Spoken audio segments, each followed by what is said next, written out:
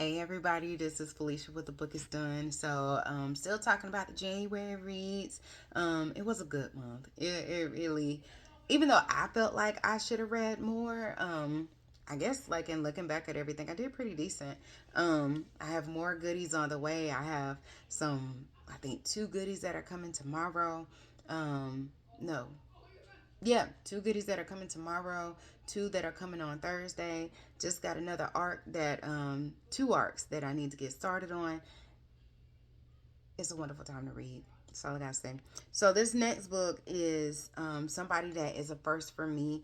She has plenty of work out there, but there's a book on, excuse me, there's a book that I had on my wait list called, wish list called The Silent Child. And then I guess she has other books like that's the beginning of a series. And so this one is a standalone. This is Into Deep by Sarah Denzil. And short little book, small, short little book. This book was 160 pages. I promise you, all of the books that I read are not short reads, but at the same point in time, again, you don't need to have like 1,000 page book to have a super duper good book. Like, you could pack that thing in 150 pages, 200 pages, like Kirsten Modlin, who I am a huge K Mod fan. Even Freedom McFadden. Freedom McFadden's books, maybe like around 250, maybe go up to like 275. I think there may be one or two where it's like right at 300 pages, but you don't need all of that to just have a really, really good book. So in this book, In Too Deep, there's this young woman. She's about 25, 26. Her name is Rose, and she is this talented artist. Really, really, really amazing in drawing and just doing different, doing different pieces. Um, she's not to say she's very well known, but she's known enough as to where she was sought out by this husband of a very well known opera singer. And so the opera singer's name is Anita.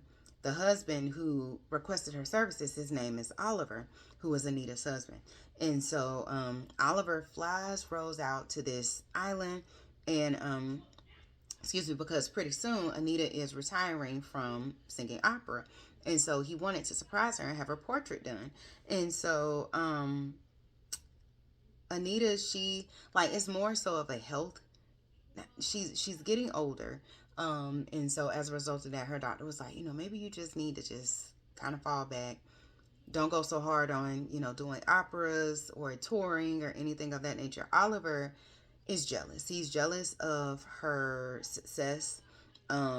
He felt like, in a sense, she was married to her success than she was to him. But on the flip side, Oliver really wasn't all that nice. Anita was the Oliver is the second marriage to Anita. Anita had a first husband named David, who he died in a mysterious car accident on the island in which they live. And so pretty much Anita, Oliver, and David grew up together.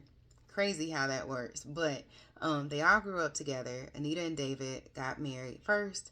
And then Oliver was kind of like the best friend. But he was the friend that he was everybody's friend, but he kind of stayed by the wayside just to be like, okay, David, I respect you. That's your girl.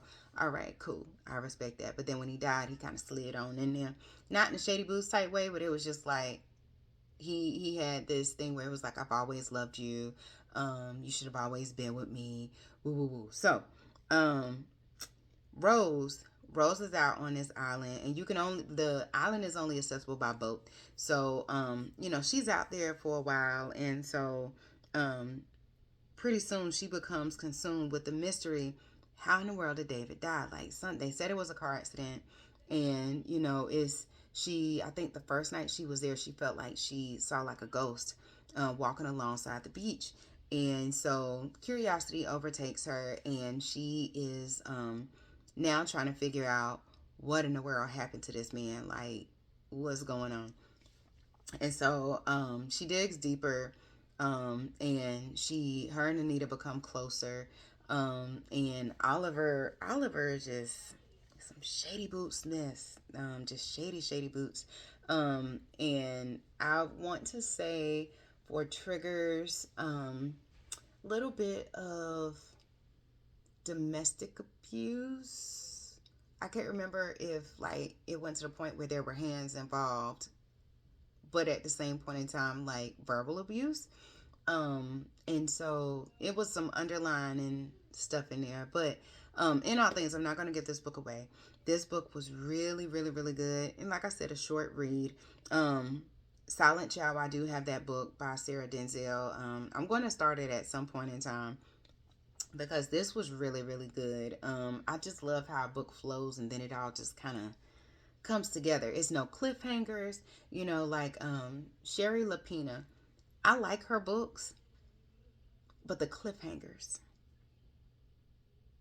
they just take me to another place because I need answers, you know what I mean? And I understand not every story is going to have closure, but at the same point in time, if you're going to have a cliffhanger, follow it up with another book. That's just me. But that's her signature thing. Respect to Sherry Lapina's.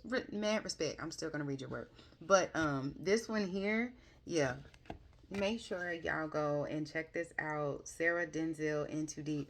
I understand that a lot of the books that I read may or may not be like fresh, hot off the press books, but at the same point in time, these are books that I have not read. This book came out last year, came out in 2023. So this was the newest book that she's had. But it's new to me. So I'm all for reading indie authors, independent authors, and then well known. I love a good book and I love to talk about it because the reactions, y'all get an insight into my world as to how I react to some of these books because some days I'm just like, ooh, and then other days I'm just like in a daze, like, what the crap did I just read? Greatness. And so, I know I'm not the only one. I'm just out here putting it out here, and I love to get the feedback. I love to keep growing my to be read list. I'm not even going to say a list. I'm not even going to say a pile. I have bookshelves, like bookcases full of books that need to be read. And I heard someone say, you will never finish the books on your to be read pile. That was a little discouraging. Kind of hit me right there in the heartstrings. But at the same point in time, I am determined. I just have to stop. I have to stop buying the books, y'all. Like, I just found out Target, if there's a Target in your area, they're having a buy one get one 50% off sale. I think it's this week. I don't need to know that. And then it's other, you got your local Goodwill stores, you have your local thrift stores, you have your independent bookstores, you got Amazon, you got Book Outlet, Thrift Books, is Facebook Marketplace. Like, it's so much goodness. And library book sales. Like, one of my friends, she's in Texas, they're having their I guess their annual book sale. They have them twice a year, just like they do here. Paperbacks were 50 cents. Hardbacks were $1. How can you not take advantage of that? You know what I mean? Mine is coming up in my area on March 8th. I will be there. I think they start at 9 o'clock. I'm going to be there by 7:45 because I need to be there. I got my bags. I'm gonna be ready. That's how you shop like that. Still, it's so many good books. There's so much goodness out there not to partake in it and share. So once I close on our house, we're gonna be going for our house soon. I have always said I want a little library in our front yard, like the little house. I want to say this is like an international thing. It could be grown into it, but I know for America, for the United States, it's national. Excuse me. And so I definitely want a little house in my front yard that's full of books. People can come and get books and switch them out, keep them, whatever you want to do. But I just feel like the gift of reading should be shared with everyone. So that's my little TED talk for the day. I do not copyright that. I do not own that. I do not have the rights to that. But in all things, this is Felicia with The Book Is Done. On to the next one. Bye.